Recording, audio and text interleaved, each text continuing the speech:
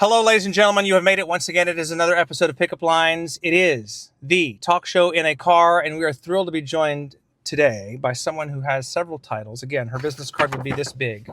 She's done a lot. Most recently, you might recognize her as a former city council member in District 4. But now you are the president and CEO. This is Dr. Adriana Rocha Garcia, president and CEO of the Center for Health Empowerment in South Texas. The acronym is CHEST. Mm-hmm. I like Absolutely. I love it too, Ernie. And let me tell you that when people are starting to talk about it, they're like chest. And so immediately you think of like maybe like something on your body, right? Like the Correct. chest and maybe lungs, etc. And so the idea is to get people to think of it in terms of a medicine chest and the things that are in there to help you get healthy. And so a little bit more about that in a little bit. We will talk. We will get to that here in just a little while, but we have so much to unpack between now and then. We're going to try to fit it all in here because I've known you for a while. I've known you in kind of in the Ray Feo Fiesta circles. I've known you in the city council circles and whatnot. But I always like to start at the beginning and kind of work our way up to present day. So you grew up, you were born on the West Side. Yes. 78207. What did your house look like when you were born? How many siblings? What was the family dynamic like? I was born on Leal Street on the west side of San Antonio, and it was a small home, and I was an only child. And my parents had been trying for some time. So my parents right now are octogenarians. I have the honor of taking care of them right now. So they're still around? They're still around. Okay, very good, very good. Yes, absolutely. And they had been trying to have a child for a long time. My mom had several miscarriages, and then here I come around, and I tell my dad all the time I don't let him off the hook on this one, because at the time that my mom was going to have me, literally it was kind of one of those situations where it's either her or the baby, and my dad chose my mom, and here I am taking care of both of them today. So. Oh my gosh. That's crazy how that works out. Now, did your parents try to have more children after you were born? No, that was it. So my parents didn't kind of want to go through that again, and it was a little difficult on them. So I can understand. You're a mother as well. Yes. Which we'll get to in just a little while. But so you grow up.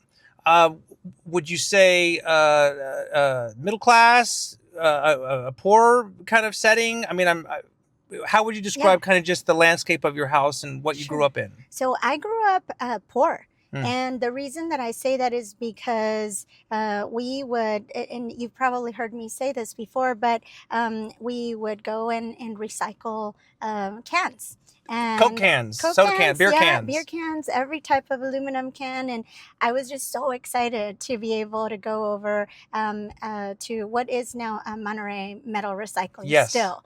And it was just the coolest thing for me to see that robot crushing down those cans, right? And then being able to see my dad so excited about being able to have the ability to pay one of our bills. And so, I didn't know it at the time. I have childhood memories of my grandfather in Del Rio. He had a red Chevy pickup truck, and I would sit in the bed of the truck, and we would go to the cemeteries in Del Rio, poor parts of town, and pick up cans. And I thought it was fine. I didn't know any better.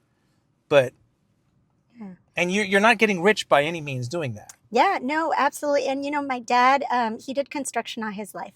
So at every construction site, like he would throw any cans that he would see into the back of his truck. He would get home at the end of the day, and I would run and hug him and look for those aluminum cans. And so I'd throw them off, and we'd crush them together every afternoon while my mom was finishing dinner, because she was a housewife. Yes. And and then it made me feel so cool, because those big garbage cans stacked with the aluminum cans, I think that's what gave me my muscle, right? You might have been the strongest council member. Well, I was next to the mayor of Nuremberg. The mayor, I think, has us all beat. The former mayor, I should say. Former mayor Ron Nuremberg. But nonetheless, and we will talk about your time at City Hall as well, because, again, you've done a lot. Education has been a huge component as well. A happy childhood, what are some things, like your earliest memories of that, and like when you grew up, what did you want to be, and just those kinds of experiences? Yeah, well, so I had a great childhood. I didn't know I was poor. much like a lot of the people that I lived around. But I always knew that I wanted to help. And Yes. so I got to help a lot of people, even just with the fact that I spoke English, and even helping my parents. Because Spanish was your first language at That's home. right. And my parents, they only went to first and second grade in Mexico. So they didn't really know how to do a lot of things. And so by the time I was 12 years old, I was helping balance their checkbook. I was trying to get them out of debt. I was trying to figure out a pathway for them to make sure that they were not stuck in these, pathways of like Right. credit, card debt, etc. Yeah, yeah. And you ultimately went to Southwest High School. Yes, I'm a dragon. You are a dragon, proud yes. dragon. Extracurricular. Yeah. What did you do there? So I was actually on the dance team. So I was the captain of the Dragonfire dance team. And then I was also the president of the student council. And Of course you were. Yes. Listen, not to brag, but I was too. Oh, So there you go. So we have a lot in common. we do. We do. And then I was also president of the National Honor Society. Okay, I was not that. So It's there okay, you. That's you're where good. our similarities end. Yeah, But I was most popular, were you? most outgoing. Oh, there we go. So I Yeah, was we got voted this. most outgoing. My junior year, I believe my senior year, I was voted most likely to be president of the United States. Oh, wow. Well, we need you. No, well, no, I'm good right now. I'm good right here. This I can handle. But so at that time, because you were the first to graduate from college in your family, correct? Yes. Were you aware of that at the time? Like, did you know that there weren't a lot of degrees floating around? Yeah, no, I was aware. Yeah. And so it was something that I really took and made sure that I encouraged others, right, in that they could do it too. Okay, so you're finishing up at Southwest. Then obviously, I mean, college is not free. I mean, for the most part, it's not free. There are expenses involved, and you've already stated that you were kind of the household. There was an abundance of money. You've talked publicly about your story with the Raphael Scholarship Foundation. And I wonder if you could kind of get into that a little bit here and just that decision to go to college. Was it ever any doubt just based on, you had the grades obviously in the resume, but the financial part, was there a doubt? Yeah, no, there was always this doubt. As a matter of fact, my mom, she is a little bit classically trained Mexican background. And so she just didn't understand why I just, couldn't decide to either get married or try to find, a job that just, help maybe support my husband, but not entirely, because that's what she was kind of getting at, that I should, start looking for someone to help. And I just really wasn't sold on that the whole time, right? Right. And so so I said, well, you know what, I know that I didn't know if it was because she knew that we couldn't afford it, and we couldn't afford what I wanted, essentially, in terms of an education. So I knew that I had to work extra hard. But here comes around people like the Raphael, Right. and the people who participate in Raphael, and the San Antonio Education Partnership. Right. That's another one that is always giving back, and communities and schools that Sure. actually made me think that we can do it. And they helped me apply for all of these scholarships, including the Raphael Scholarship. And I got it. And actually, that was the last scholarship that I got that year. And I was already sold on going to college, and Right. we were going to make it work. And then books hit, and I didn't realize that books were an extra charge. And I guess I didn't get that memo at the time, or just Right. I didn't. I mean, not knowing anybody who went to college, Sure. I didn't have someone to tell me that or to prepare for that. And so the Raphael Scholarship actually hit just in time for me to be able to afford that book that I needed last minute, the really expensive one. And here I am now.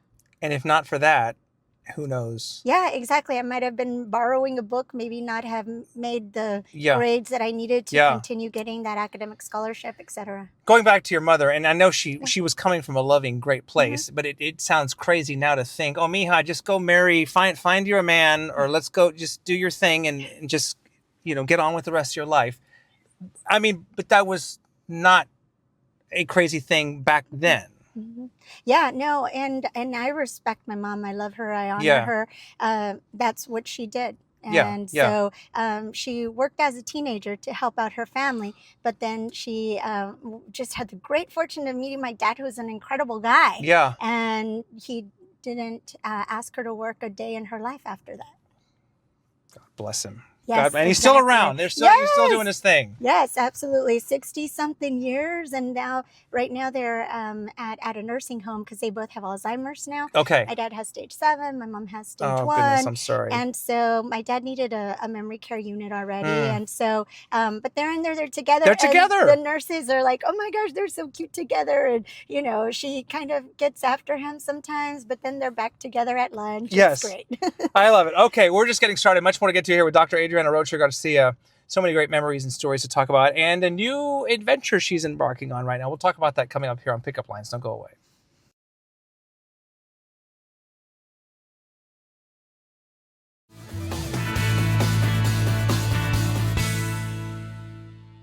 We are back with Dr. Adriana Rocha Garcia. You know, I had read that after you graduated from Southwest High School, and you were going to college, but you decided to stay here in town and you're still taking care of your parents today, but it was motivated in part by taking care of your mom and dad.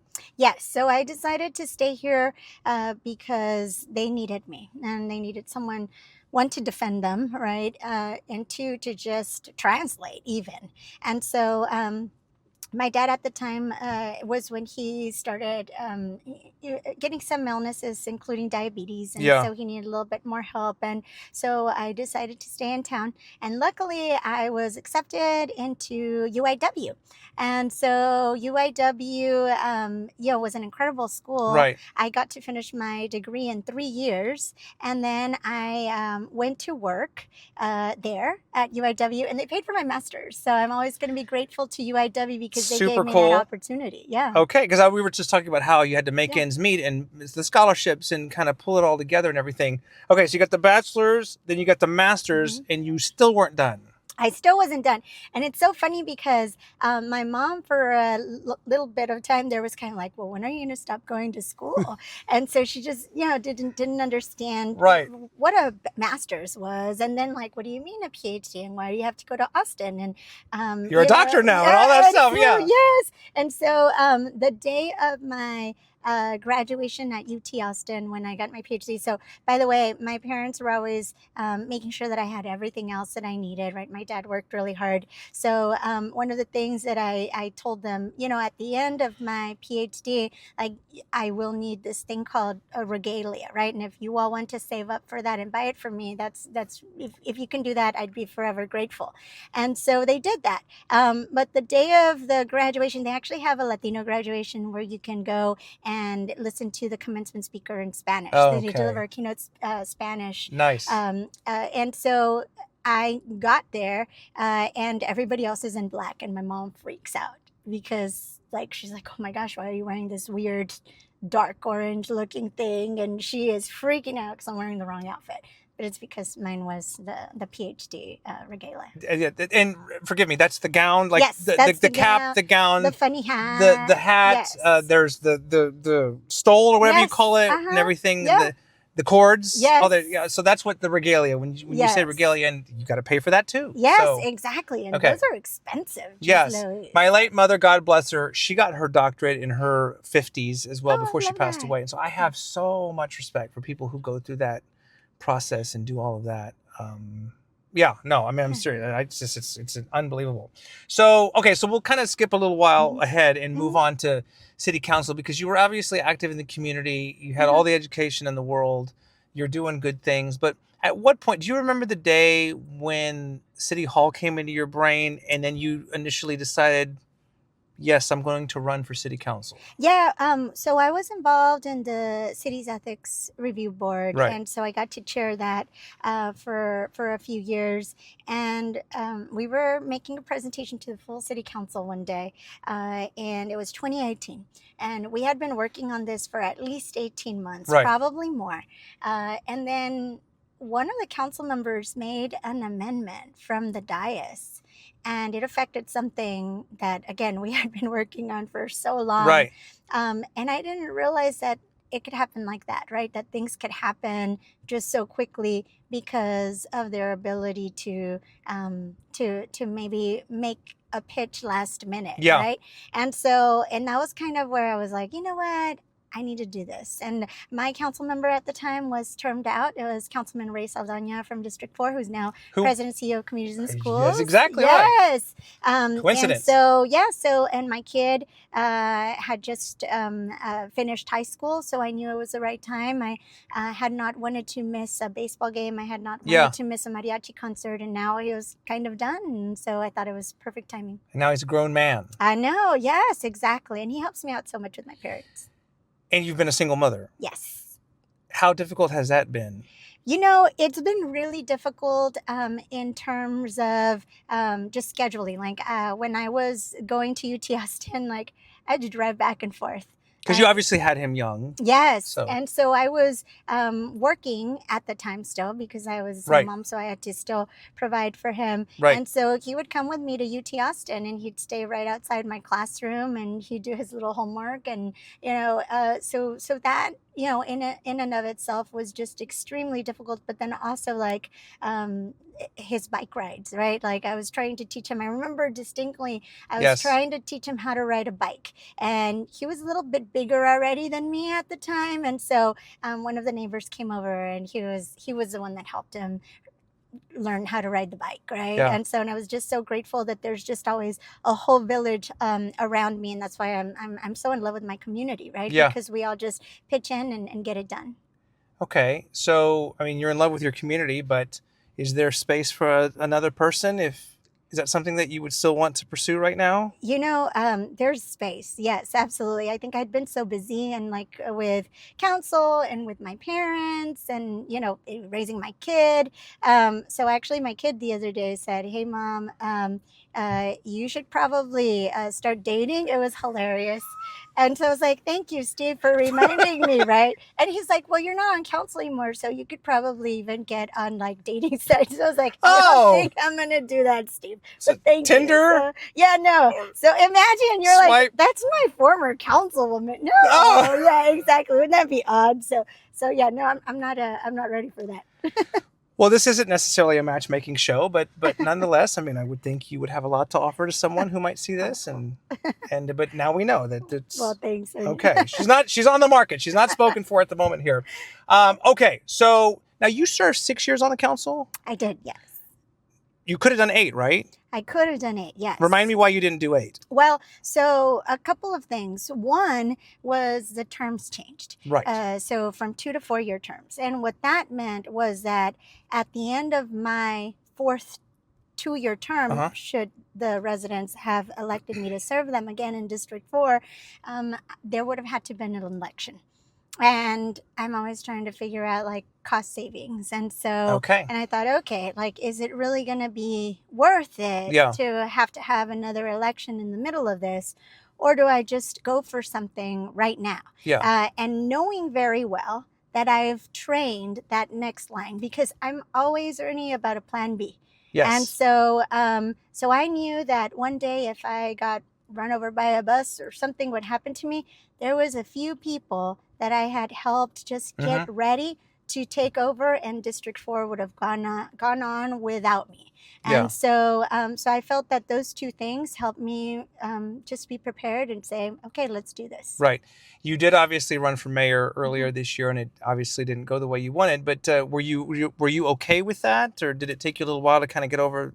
You know, I've got to tell you that the day after election, I felt like my parents took a downhill turn in their health, both of them. And so for a while there, I was 24/7 with them. As a matter of fact, my son came one day and he just looked at me, and I think like the look in his eye, like, I don't think he recognized me. Yeah. And so he's Mom, just go sleep. I hadn't slept that night. And so, you know, it's difficult, you know, taking care of one person, but then now it was 2. Yeah. And so like my dad would wake up, and then even though I had them in separate rooms, for a little bit because of illnesses, and my mom would wake up like half an hour later, and then my dad again. And so it was just kind of up and down. And so because of that, I didn't really have time, I think, to kind of like process what had happened during the election.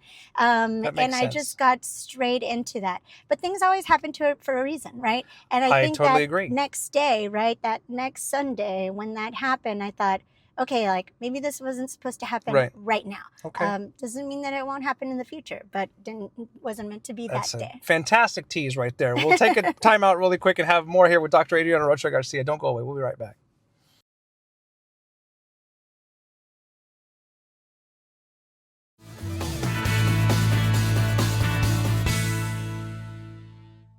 We're back a few more minutes with Dr. Adriana Rocha Garcia, a former council member, among other things, but now the current president and CEO of the Center for Health Empowerment in South Texas, or CHEST. Before we get to that, you hinted a moment ago that perhaps politics is not, you're not completely done with politics, and maybe there's another office for you to run for someday. Yeah, maybe there is. I don't know that that it would be at the at the state level or the federal level, but we'll see. I mean, there's always opportunities. There's always things that happen. There's always people that are advancing into other positions. There's people who try things and they don't like them out, right? And so, so my plan is to continue staying involved and serving the community. Last week, I was very fortunate enough to get a unanimous approval by the City Council to represent the Southwest Quadrant on the Board of Trustees for SAWS. So the San Antonio Water System, very, very proud that I'll be able to help guide them into that next era, if you will. Good for you. So the public service still there, very much I'm always going to be around to help San Antonio, whether I'm in an elected position or in a community position, but I'm here, I'm staying. When you're ready to announce your next thing, just let me know. I'll let you do know. it right here. Yes. Do it right here. I love it. All right, so Center for Health Empowerment in South Texas. I think you just went like LinkedIn official the other day, like it's out there now. You said CHEST is the acronym, and you want people to think, I mean, respectfully, we're not talking about like the upper part of our torso here, but we're talking about like a medicine chest. That's health. Right. Yes. What does that mean to you? Well, so we're all a part of it is the point, right? And so one of the reasons that I wanted to take on this challenge is because a lot of people don't realize that there's a 20-year life expectancy gap between one area of the city and another area of the city. A lot of people don't realize that there's only one hospital bed per 100 folks, right? In certain areas of town. I've heard that, unfortunately. Yes. And so in that, depending on how you see it, is it a full hospital? Is it an emergency clinic? So that's being generous is what I'm saying, right? And so at the end of the day, when you start telling people about this, you realize, wait a second, those might be opportunities for me to help. And the reason that the concept of the chest is back in the 16th century when the medicine chest became popular, it was only, if you will, commissioned by nobility or the wealthy, because they could afford the powders, the oils, and the doctors and the pharmacists. They would write prescriptions so that they could have in this chest. So like in the 17th century when malaria came around, a lot of the families that survived were some of the families that had access to this medicine privilege, chest. Wealth. Exactly. And so, but nowadays, we all have medicine chests in our houses, in our homes, in our apartments, etc. Unfortunately, some of those medicine chests remained empty. There's people who might not even be able to afford a small pack of Tylenol, right? Like if they have something. And so, but we're all a part of the solution. So we can all contribute in terms of what we do, what we bring into the chest. We can be a part of that that community that doesn't leave people behind, because we know that we are as successful essentially as sometimes our weakest link. And we need to make sure that everybody is healthy. A healthy San Antonio is a healthy economy, so we all succeed. So, and this is such a noble thing that you're doing, and it's great. I mean, but then you look at your parents, and you mentioned they're together, but they're both going through Alzheimer's, and that's got to be kind of a helpless feeling sometimes. Yes. And you must. I mean, I can't imagine how difficult that must be. Ernie, it's entirely difficult. And let me tell you that what keeps me up at night is the fact that while my parents, they have me, there's a lot of residents that don't have anybody. And so there's not enough memory care units right now. And we know that a lot of the complications that are associated maybe with some of that memory loss or even with dementia and Alzheimer's specifically could be because of some of the medications that they're taking to alleviate some of their other ailments, right? There's some sort of a correlation there. And so then that means that a lot of our residents who, by the way, before COVID, there was a focus on the silver tsunami. And then we stopped talking about it. And here it is again, right? In about 5 years, the youngest boomer will be of retirement age, even though, by the way, I see a lot of people who are working well into their 70s because they can't afford to retire. And so what are we doing for them? How do we make sure that we have additional units available if we do need memory care units? Who are we working with for senior living complexes? So that's a whole other area of the need. Yeah, so you've got a lot to tackle for sure. Are your parents, I mean, respectfully, do they still recognize you and know who you are? Yes. So for my dad, it's almost day by day, right? And so he has really, really good days, and then he has bad days. And I've got to tell you that the most difficult day, I think, of my life so far was last year on my birthday. And my dad always remembers everyone's birthdays, or he used to. Great at birthdays, he'd let me know, hey, call your tío, Right, sure. Well, I show up in the morning and he forgot it was my birthday. He didn't say anything, and I had to help him get ready because I had to take him to a doctor's appointment, but I was speaking in engagement before, and it was downtown. He was just frazzled. It was just a terrible, terrible day. He never remembered it was my birthday. And so that was just like, that was just the hardest day ever. And the next day I spoke at an Alzheimer's Association meeting, and I lost it. I just cried telling them. And so, but the good part was that there are so many community members, unfortunately, that had experienced it, that they were there for me. And they're like, hey, I remember when that happened.